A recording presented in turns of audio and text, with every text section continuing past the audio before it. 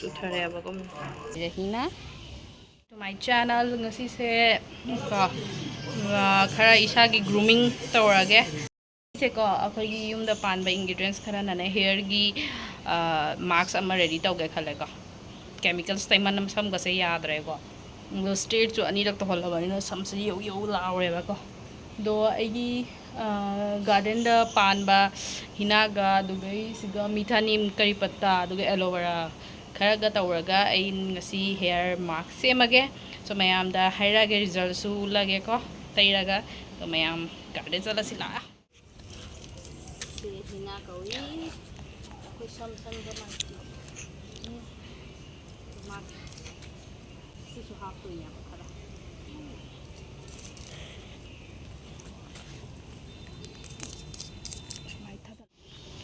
se hina dugai hajik kari patta mana no basi ona hege kaino grind tawbada soft oina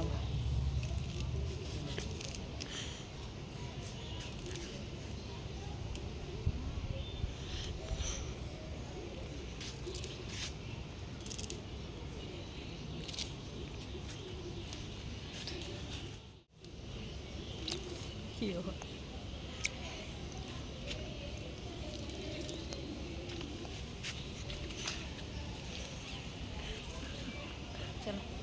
Yaran ni.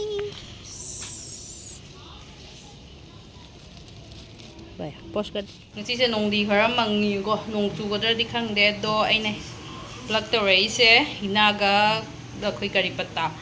Do ngarang aina khara aloe vera ko. Aloe vera pam ma cha ma horam me ba ko. Dogi ani kha sero thonga thamme ba ko. Sigi gel do hap to ni. तो first of all से ये मना सिंग से हाना grind तवरगे मक्का से जान चामगे मसी oolong तो याम ओलांगी दो सुमाइन तवना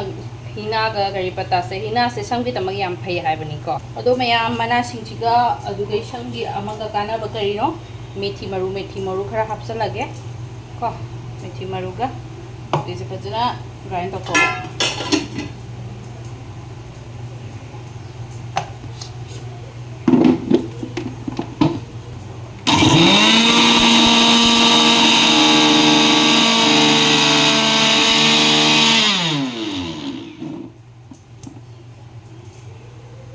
se phajana grind to phare ko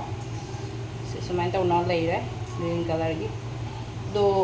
masam se ko se dum tai chala di mana khara apu ba ka le ho ba do do sam da dum nap san lei bane ba ko tum masu ya da ne ba ko do na ai ne se apai cha chum ba gi cha cham da ga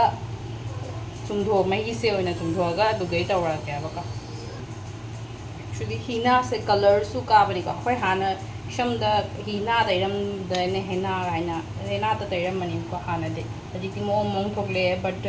ka ba di ko te hina ni color su yam thok ta ni ko that color do ikut se ngang ju na re pai ta pai ba da e process se haure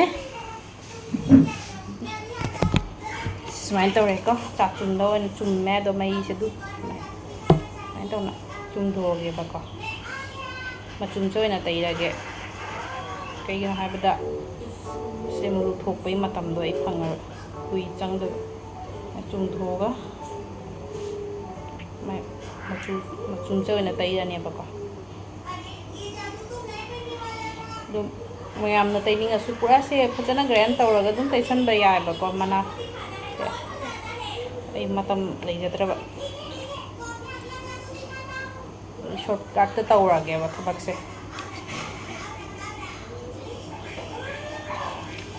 cái này thì thôi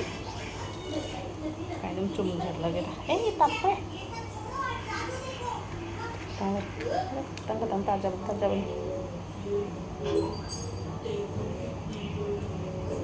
color phải nó lại mà खुद से phai vậy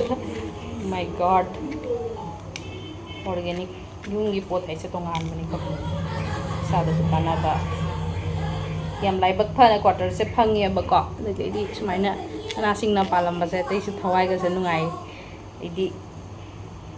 sumaina thajaba isana su thaba khotpa khara pamjai hingon koiba khara pamjai ka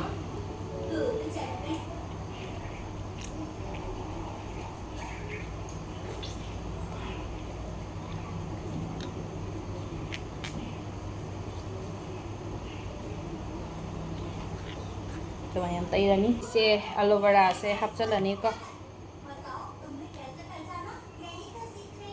bose mai khada aga magi gel se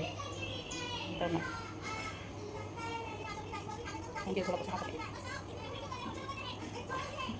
tangli kay hairi yung dasi mali na ko tangli ako yung matamjang ni se to se ato kay Saturday Sunday ko bata ko monthly among gati ay se marse season are kay kemge amta isi janing ko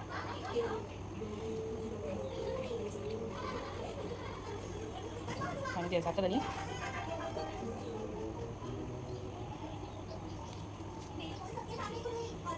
tay bi đấy rồi mà mình đi tay đôi đấy tay bi đấy chứ xem ya đây nang này mà tăng rồi welcome the tay bây giờ vậy con cho nên gel đồ máy nè mà sẽ làm chân là tay bây giờ là đi thao tay cái đồ máy nè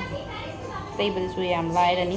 nang là hao shampoo đồ máy tàu đấy luôn cái lù vào đấy xuống nông ai đấy cục sừng sừng ngang ấy số mấy ăn hầu rồi cái tay tay vậy đấy gel ready tay ba hầu là cái ấy xem mày hi khát nhà mình khát mà đây và thùng nó bắt tay đâu tôi bên này mà thâu tạt đây là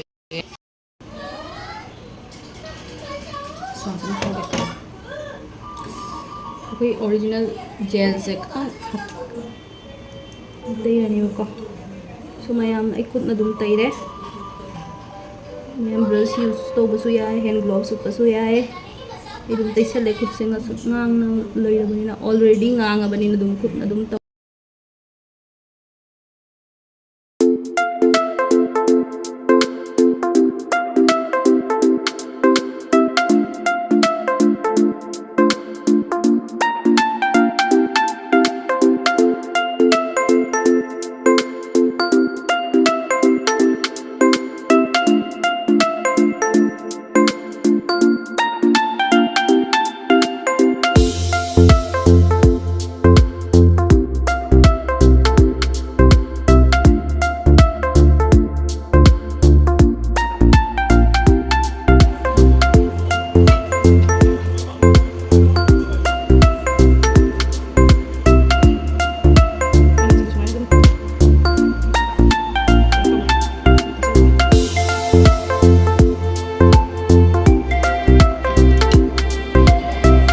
hair mask se ya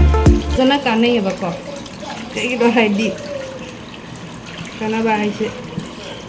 hina da su akoi color to ninga su dum color gi so jare ko duge sham da su yam nourish oi ba do vitamin oi ba do gam gi tama kari patta su yam na phai sam jam tha kari patta su som gi yam kanai ya ba ko muna igi tingkon ti ga dum hauram ma bani na yam nu ngai re he ga dum tai da smai to na Mayam akong kok se tum thok loi re ko to sam se yamna soft oi ba do yamna smooth oi ba manam sui akhoi hina gi khatang manam do la e ba ko